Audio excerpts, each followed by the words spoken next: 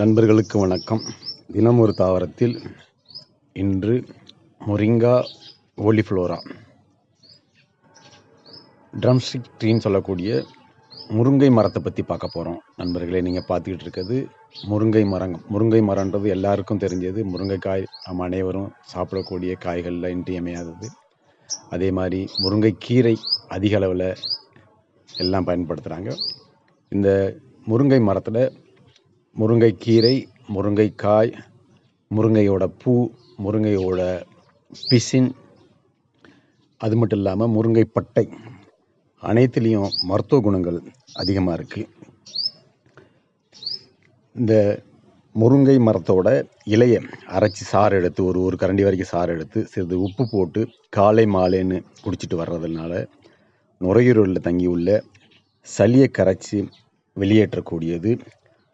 அதே இதை ஒரு கரண்டிக்கு பதிலாக 2லேருந்து 3 கரண்டி வரைக்கும் இலைச்சாறு எடுத்து கொஞ்சம் உப்பு சேர்த்து குடிச்சிட்டு வரனால வாயு கோளாறை சரி செய்யக்கூடியது, செரிமான சீர்கேட்டை இது சரி செய்யக்கூடியது, சளியை கரைத்து வெளியேற்றக்கூடியது. நண்பர்களே, முருங்கை இலையோட சாறு ஒரு கரண்டி வரைக்கும் எடுத்துக்கிட்டு அதோட தேன் கலந்து காலை மாலைன்னு குடிச்சிட்டு வரனால இரத்த சோகையை இது சரி செய்யக்கூடியது. பெண்கள் 20 ml வரைக்கும் முருங்கை இலை சாறு எடுத்து அதோட தேன் கலந்து காலை மாலைன்னு குடிச்சிட்டு வரனால முறையற்ற மாதவிலக்கு, இர்ரெகுலர் பீரியட்ஸை இது சரி செய்யக்கூடியது. மாதவிலக்கு நேரத்தில் ஏற்படுற வயிற்று வலியை இது சரி செய்யக்கூடியது.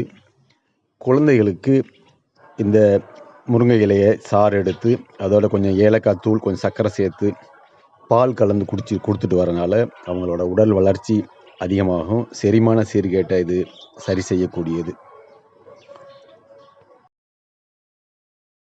நண்பர்களே, முருங்கை மரத்தோட பட்டை, முருங்கை மரம்ன்றது ஈஸியாக உடைக்கக்கூடிய மரம். பட்டையும் ஈஸியாக எடுத்துடலாம், உரிச்சா வெளியில் ஈஸியாக எடுத்துடலாம். முருங்கை பட்டையை ஒரு சிறு துண்டு எடுத்து அதை லேசாக இடித்து நீரிட்டு காய்ச்சி வடிகட்டி தேன் கலந்து குடிச்சிட்டு வரனால ஆஸ்துமாவை இது சரி செய்யக்கூடியது. சளியை கரைத்து இது வெளியேற்றக்கூடியது, நுரையீரலில் தங்கியுள்ள சளியை கரைத்து வெளியேற்றக்கூடியது, சளி இருமலை இது போக்கக்கூடியது. நண்பர்களே, நீங்கள் பார்த்துக்கிட்டு இருக்கிறது முருங்கை மரத்தோட பூக்கள். இந்த முருங்கை மர பூக்கள் உடலுக்கு ரொம்ப பலம் தரக்கூடியது. ஆண்கள் இந்த முருங்கை மர பூக்களை ஒரு பாயசமாக செஞ்சு சாப்பிட்லாம், ஒரு துவையலாவோ அல்லது ஒரு கஷாயமாவோ செஞ்சு குடிச்சிட்டு வரனால ஆண் மலட்டுத்தன்மை இது போக்கக்கூடியது, விந்து உற்பத்தி இது அதிகரிக்கக்கூடியது.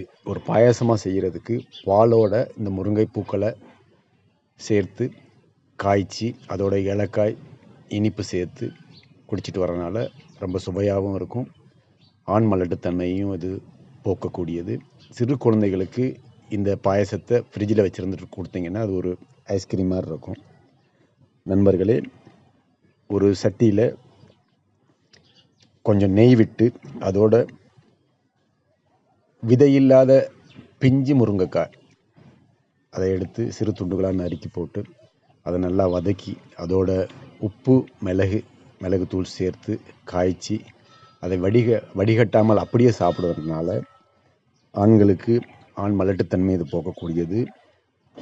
சிறுநீரக செயல்பாட்டை இது அதிகரிக்கக்கூடியது, நரம்புகளுக்கு பலம் தரக்கூடியது. நண்பர்களே, ஒரு பாத்திரத்தில் கொஞ்சம் நிறைய நல்லெண்ணெய் எடுத்துக்கிட்டு அதோட இந்த முருங்கை மர பட்டையை இடித்து போட்டு கொஞ்சம் குப்பைமேனி இலைகளையும் சேர்த்து சிறு தீயில காய்ச்சி வடிகட்டி வச்சுக்கிட்டு தோல் நோய்களான அரிப்பு, சொறி, சிரங்கு உள்ள இடங்களில் போட்டுட்டு வரனாலேயோ தேமல் உள்ள இடங்களில் போட்டுட்டு வரனாலேயோ வெகு சீக்கிரம் சரியாகும்.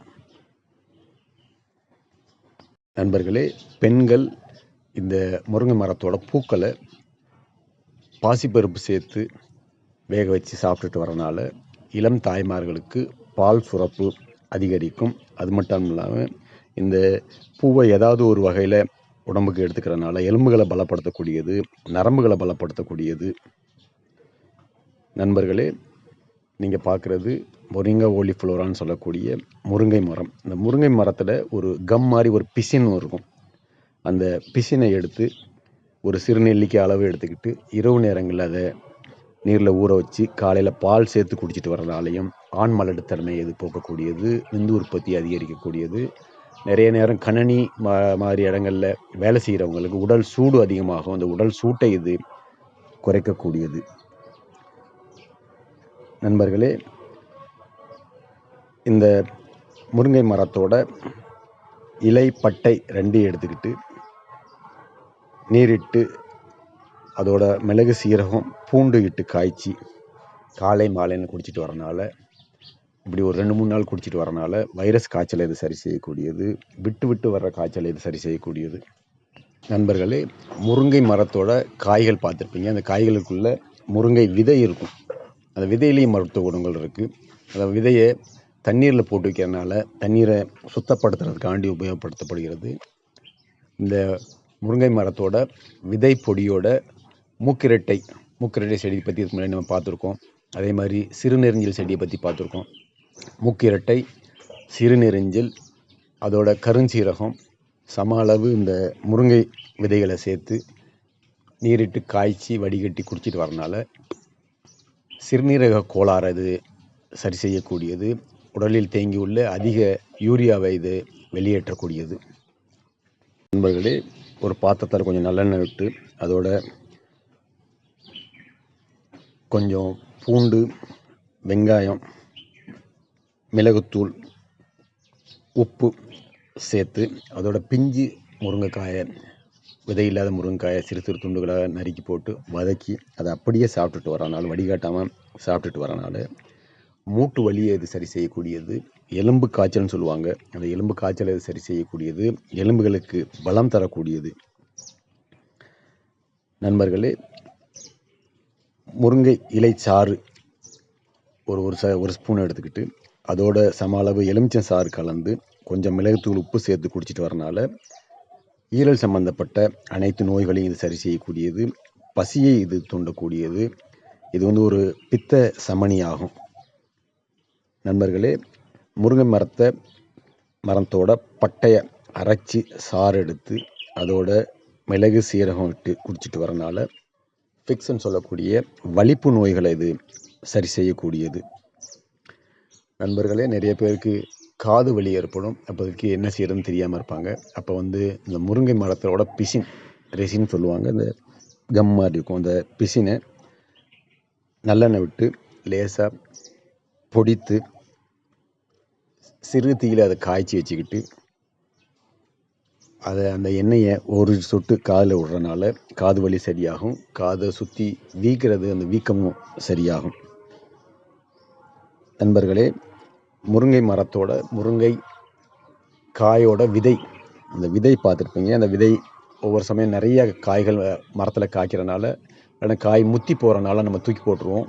இந்த முத்தி போன காய்களோட விதைகளை சேகரித்து வச்சு காய வச்சுக்கிட்டு ஏதாவது ஒரு முறையில் நம்ம உள்ளே எடுத்துகிட்டு வரனால நிறைய பலன்கள் கிடைக்கும். இந்த முருங்கை விதையை எடுத்துக்கிட்டு அதோட வறுத்த வேர்க்கடலை, முந்திரி பருப்பு, இந்த மூன்றையும் சேர்த்து நல்லா அரைச்சி பால் சேர்த்து குடிச்சிட்டு வரனால ஆண் மலட்டுத்தன்மையை இது போக்கக்கூடியது. உடலுக்கு இது பலம் தரக்கூடியது. நண்பர்களே, நிறைய பேருக்கு அடிபட்டு வலி வீக்கம் ஏற்படும். அதுமில்ல அடிப்பட்ட காயங்களில் ரத்த கட்டி இருக்கும். அப்படிப்பட்ட சூழ்நிலையில் இந்த முருங்கை பட்டையை கருப்பு எள்ளு வச்சு சேர்த்து இது ரெண்டையும் அரைச்சி கொஞ்சம் மஞ்சள் தூள் சேர்த்து அரைச்சி, கருப்பு எள், முருங்கை மரப்பட்டை, மஞ்சள் தூள் சேர்த்து அரைச்சி விளக்கெண்ணெயில் இட்டு அந்த பசையை சூடு செஞ்சு எங்கே வலி வீக்கம் எங்கே இருக்கோ அந்த இடத்துல போட்டுட்டு வரனாலையும், மூட்டு வலி உள்ள இடங்களில் போட்டுட்டு வரனாலையும் சரியாகும். அதே மாதிரி கல்லீரல், மண்ணீரல், சிறுநீரக வீக்கம் உள்ள இடங்களில் மேல்பற்றா போட்டுட்டு வரனாலையும் இது சரியாகும். நண்பர்களே, முருங்கைக்கீரை, முருங்கைக்காய் இது ரெண்டும் நம்ம தினசரி உணவில் அதிகமாக சேர்த்துக்கிறோம். அது உடலுக்கு ரொம்ப பலத்தை கொடுக்கக்கூடியது. முருங்கைக்கீரை, முருங்கைக்காய் அடிக்கடி கிடைக்கிறது கஷ்டமாக இருக்கும். அதே முருங்கைக்கீரை ஒரு மரத்தில் நம்ம வீட்டில் ஒரு மரத்தை வச்சுருந்தோம்னா முருங்கைக்கீரை வருஷம் ஃபுல்லாக கிடைக்கக்கூடியது. முருங்கைக்கீரைன்றது அதிக சத்துள்ள கீரைகளில் ஒன்று. அதில் பார்த்திங்கன்னா அதிக அளவில் அயன், இரும்பு சத்து அதிகமாக இருக்குது, கால்சியம் சத்து அதிகமாக இருக்குது, விட்டமின் சி அதிகமாக இருக்குது, புரோட்டீன் அது அதிகமாக இருக்குது. நம்ம தினசரி சாப்பிட்ற முட்டையில் உள்ள புரோட்டீனை விட இதில் அதிகமான புரோட்டீன் சத்து இருக்குது. நம்ம உடல் மெலிந்தவர்கள் பழச்சாறு குடிப்போம். அதில் வந்து உடலை தேற்றுறதுக்கு உதவும். அதே மாதிரி இந்த நீங்கள் முருங்கைக்கீரையை ஒரு கைப்பிடி அளவு எடுத்துக்கிட்டு அதோட மிளகு, சீரகம், வெள்ளைப்பூடு சேர்த்து கொஞ்சம் உப்பு சேர்த்து காய்ச்சி குடிச்சிட்டு வரனால ஒரு கீரையை சாப்பிட விரும்பாதவங்க ஒரு சூப்பாக செஞ்சு குடிச்சிட்டு வரனால இது வந்து ஒரு உடல் தேற்றியாகும். எலும்புகளை பலப்படுத்தக்கூடியது, நரம்புகளை பலப்படுத்தக்கூடியது. அதே மாதிரி சப்பாத்தி செஞ்சு சாப்பிடும் போதும் இந்த முருங்கைக்கீரையை சப்பாத்தியோட சேர்த்து சாப்பிட்றனால சப்பாத்தி ரொம்ப சுவையாக இருக்கும், உடம்புக்கும் சத்து கிடைக்கும். முருங்கை மரத்தோட ஈர்க்கு, முருங்கை மலை அந்த இலையை உருவின பிறகு சின்ன குச்சியாக இருக்கும், அதான் ஈர்க்குன்னு சொல்லுவாங்க. அந்த முருங்கை மரத்தோட ஈர்க்கு ஒரு 5-6 ஈர்க்கு சேர்த்துக்கிட்டு அதோட கருவேப்பிள்ளையும் நீங்கள் வந்து அந்த இலையை உரித்த பிறகு அது சின்ன குச்சி இருக்கும், அது ஈர்க்குன்னு சொல்லுவாங்க.